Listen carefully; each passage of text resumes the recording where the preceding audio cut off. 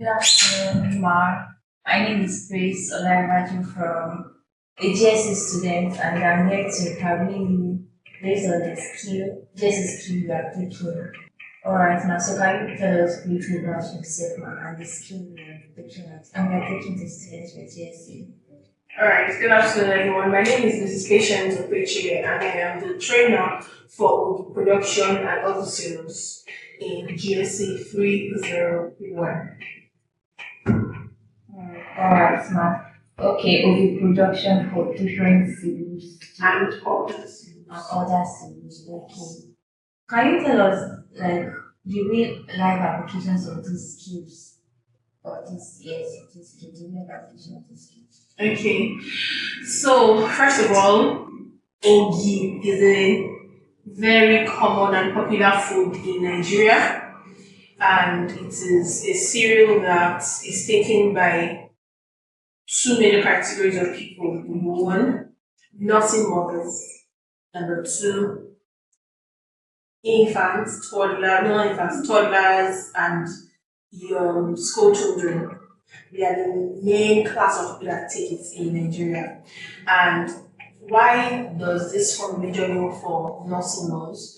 Because ogi itself or pap itself aids in lactation, that is, it helps to produce milk in larger quantities rather than other better than other meals. And so it's the most recommended meal, particularly when the mom is about to put to bed. When the lady is about to put to bed, you will see that very many times her mom, or her mother-in-law, or any elderly woman around her would advise that she gets pap ready for after birth, particularly post delivery. So this will help to increase lactation, and also for kids who are to be weaned off the breast.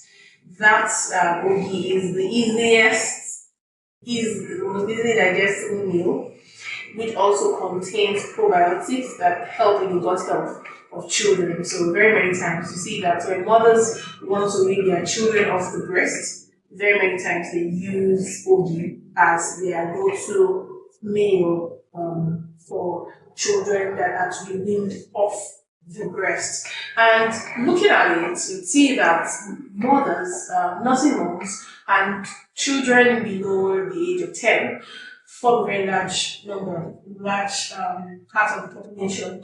Yes. And so any any business that caters to their needs is a business that will not run out of sales, will not run out of relevance, because every day somebody, at least, I don't know the statistics, but I know that people give birth every day. And if you are able to just target hospitals to be your sales point where you want to market to, I'm very sure that you will sell every day. Alright, thank you so much, Mark, for that. Okay, looking at it from this point of view, why do you think this skill is important for students to learn? Like, why do you think it's an important skill for a student to learn, and what are the basic prerequisites needed in this skill, Mark? Okay, learning how to produce ogi on a commercial basis or on a commercial scale is very lucrative because the one, like I mentioned earlier, it is a high in demand food for it already has a target market. It's not broadband. It already has a target market. All you need to do is produce your pap, package it correctly, following hygienic conditions. If it's possible, get your business NAFDAC certified, and the sky is your springboard. You know, you will it's highly lucrative, and it is also very profitable. Why? It is the raw materials needed for production of ogi are easily sourced. You can always find grains. The grains involved in the production of ogi are sorghum, which is the red sorghum or the white one. That is guinea corn. White and red, you have corn, yellow and white, and then you have millet. So any market, functional market, will always have those in stock. And so getting them to buy is pretty easy. So sourcing the raw materials is easy. So producing is also not difficult if you are not somebody who is lazy and if you're ready to get your hands dirty. So all you need to do is soak, wash, soak, um, grind, process into a slurry, okay, and then extract the water, package it, put your label, put your sticker, and then you're good to go. You can go out and sell. You can sell to almost anybody on the street. You remember when we were going back there in those days, you could always easily find pap sellers. Even on Saturday mornings, you hear them hawking pap. So pap is easy to make and also easy to sell. And so it's also going to make it easy for students to make money if they know how to package and play their game well. Yes. Okay. So, if I'm interested in learning coding now, how long will it take me to be a pro in this? Like in the skill, will it take me to master the skill and then start making my own game and sell it? Okay. Okay, it's very simple. Funny enough, it's quite simple to learn. It's one of those basic skills you want to have learned while I was growing up. Yes, if you were not the one that used to run away from the kitchen as a lady or even as a young boy. So because almost every home takes pap. I can tell you that almost every home takes pap. And so if you are attentive at home, I'm sure you have picked up the skill, but if you have not picked up the skill in a period of like a month is enough for you to learn how to produce pap, or even less, how to produce pap and then package and sell. The business of selling pap is the actual deal. The skill of making pap is not difficult. It is the business of it. So there's a difference between the skill and the business of it. A lot of people have the skill, but they don't even know there's a business of it. And that's why people's eyes are just opened to it. A lot of people don't know that there's a business of it because they don't even know that ogi is such a high in demand food in Nigeria. So it is learning the business of it, which is what I do with my students, positioning them, teaching them how to write and bid for grants, how to position themselves as the go-to person, as the master in it, and the best available for ourselves. So that's the part that you now need to learn under mentorship and all of that. Yeah. So from what you said, ogi making is not really difficult, it's the business aspect that's the main. So Yes. what are the common challenges people or students face starting up the or making money from this business, the business aspect of ogi making? What are the major or common challenges faced by those in there? Like I mentioned earlier, if you aren't someone who is hesitant or who is afraid to get their hands dirty, it's pretty, I'll say it's good to get your hands dirty because there's soaking involved, fermentation is involved, and sometimes it can be smelly, quote and unquote. And a lot of people don't like to do those kinds of dirty jobs. You get people just want the finished product. Nobody wants to go through the process, and that process, if you're not somebody that is lazy, mark the word, and if you're ready to, if you're ready to get your hands dirty, you would that's usually the first hindrance. Me, I can't press, so I don't have energy, I don't want to press, I don't want to. That's many times the problem that a lot of people have. So people want the cleaner jobs, the blue collar jobs. You wear a suit, you wear a dress, you're on heels, you're carrying a box bag, perfume. That's kind of what everybody wants. Nobody wants to do the dirty jobs. So if you don't mind, you will be able to make good money from it. So if you're able to scale that hurdle of the dirtiness of the job, you really don't have any problem. So once you have gone through that process and you have been able to package it, I'm telling you, governors will buy from you. Because I can tell you, every household takes back in Nigeria. Yes. All right. So, ma'am, from all that you've explained now, that ogi production is about the skill, and then if you present yourself well and package your products well, and you are dedicated, you're going to make much from the skill. So I want to ask, how much can a dedicated student make for the first like 3 months into the skill? How much can you are dedicated, you are passionate about the skill and the business aspect, and how much can you just give us like, how much for the first 3 months? Depending on your capital. So whatever you put in is what can determine what you're going to get out. So, but I can tell you that on a percentage basis, you can make 100%. So if you put in 10,000, you can generate a revenue of 20,000 and get back your 10,000 naira profit and still have your 10,000 naira capital with you. So if you put in 50,000, you can make 100,000 in revenue and have your 50,000 naira profit and another 50,000 naira your capital intact. So, and then you can do plowed back profit. You keep putting back the profit in, increase your volume, then increase your capital, also increase your revenue in that manner.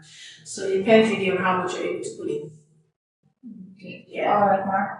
Can you tell us like successful students that we know that have been successful in this skill and this business? Okay. To the glory of God, at least a minimum of like 4 of my students have won grants, proposing, writing OB production as a proposal at NYC levels, and they have all won from the minimum of 500,000 naira per grant.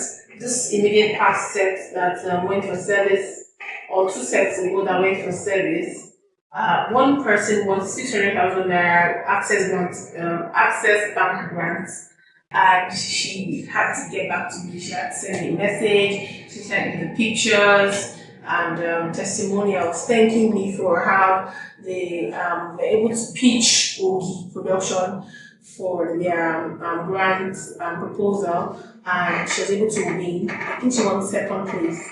So I'll tell you that quite a number of, in fact, I have some of them who have gone on to brand their own products and are now making, in fact, one graduated from making Ogi to making custard.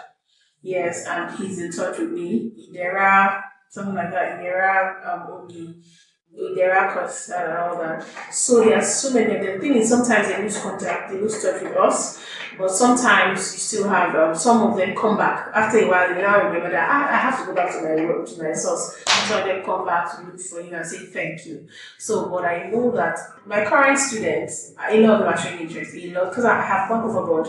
I've gone on to teach them about grant writing, about proposal writing, and how to position themselves, how to brand themselves, and actually own a business. So, quite a number of people are making a lot from it now. Okay. If you try to monetize this skill, what mistakes do you know? Have you seen that students make while trying to monetize this skill? Thing is, a lot of students are very discouraged. They don't want to do it day like I mentioned. Students don't want anything that has to do with hard work. Once it involves hard work, stress, pressing one thing or the other, they don't like it. Students don't like it. I noticed that about them. You have just a few of them. Maybe the ones that have agricultural backgrounds, parents who are farmers or have been exposed somehow to farming in the past. Just maybe those ones. But every other person is only digital skills, only those ones that present them as fashionable, fine, beautiful. Their faces are shining, their hairs are being flaunted, their dresses are. Those are the kinds of businesses that this generation of students want.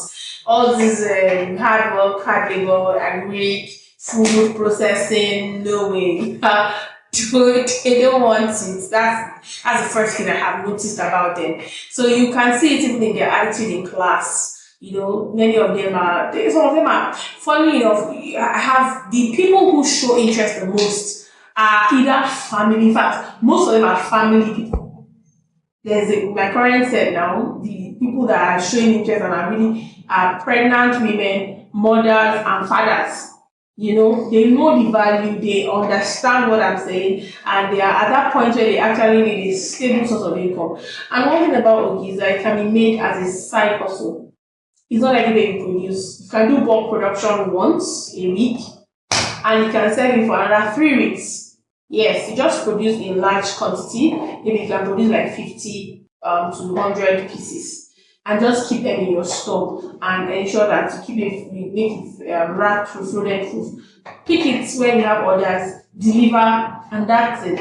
But many of them, because they don't even just like the fact that it has to do with, being getting their hands dirty, nah, they are not interested. That's what I've observed about. So even before they start the business, they are not encouraged, they are not interested rather. So that's it, that's the only issue they have.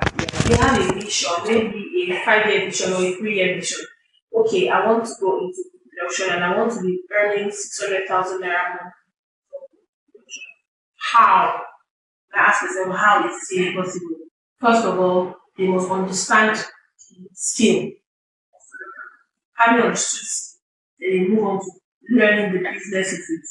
So, business of it is how to establish systems that run on autopilot. Are they going to get one or two people to partner with them to be running the business, whether or not they are there? Okay, so they have to source for raw materials, sorting, grinding, processing, packaging, and afterwards, do they want to have sales reps or sales agents that can help them to distribute to stores? Do they have the number of stores that they want to deliver to on a weekly basis? So they have a distribution day, so they go around and then distribute, and then every weekend they collect their money. Following week they supply again. Okay, so when they have put all of those things in place, check out the cost price, how much are going to sell. They should do a analysis, market analysis. What is obtainable in the market now? How much are they selling 1 kg for? And how much are they going to sell their own? While trying to penetrate an existing market, you probably want to reduce your price or you want to increase your volume. So instead of 1 kg, you sell 1.2 kg at the same maybe 2.5. If you're selling 2.5 in town, you sell yours 2.5, but you write a bigger volume. You can write bonus or something. So those are the ways in which you can penetrate the market and then win the hearts of people. They can also go one-on-one to people. You can also go to people from who they know, family members. You can get to banks. You can market to places where people will need their services. They can go to hospitals, maternal hospitals, maternity wards, whether something to deliver, all that. So go there, present their package to them, and just all they need is loyal customers who buy on a weekly or monthly basis. If you, for example, you have like 15 to 20 loyal customers that buy from you on a monthly basis, five every week, and if from those five you make 8,000 naira each, so that's 5,000 naira on a weekly basis, and then 3,000 naira on a monthly basis. That's just the hypothetical number. So you can increase the figure. So okay, if you see that 20,000, 20 clients, 20,000, or 15 clients, 20,000. Okay, how do I increase the number? So you do the math. Okay, I'm going to reach out to 81 people making 100. I want to make 100,000 naira on a monthly basis. So everybody buys once, and I make 1,000 naira from them. So by the time you distribute round, you make your 100,000. How much are you going to pay my sales rep? How much are you going to pay the guys that produce? So that's just give analysis, learn skill, package your idea. That sky is a sprinkle, like I mentioned earlier. It's more or less like a new niche. It's just coming up. It's not new really. I started it a couple of years ago, like 6 years ago, before COVID, just before COVID, when I started it. So it's not new. It's not new. I started in 2018. No, that was 6 years ago. That's seven or 4 years ago, 7 years ago, yes. I started in 2018. So and up until now I'm still selling. Yes. And you can also make it a couple products. You can also produce this law alongside with it so that when people buy your pap, also buy the beans. Thank you so much, ma'am, for having us. Thank you for this privilege.